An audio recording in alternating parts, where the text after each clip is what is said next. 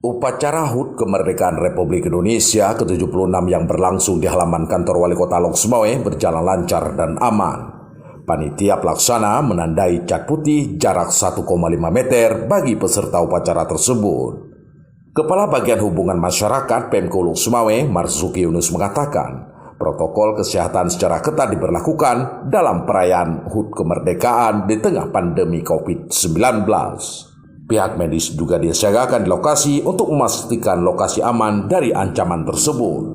Kegiatan kita pada intinya karena ini masa pandemi, jadi protokol kesehatan dilakukan sangat ketat. Peserta upacara yang berdiri mengikuti upacara memang sudah kita tandain jaraknya, memenuhi prosedur protokol kesehatan. Ia menambahkan, para peserta yang ambil bagian dalam upacara kemerdekaan RI itu terdiri dari Forum Koordinasi Pimpinan Daerah Forkopimda, pejabat eselon 2 dan 3 setempat.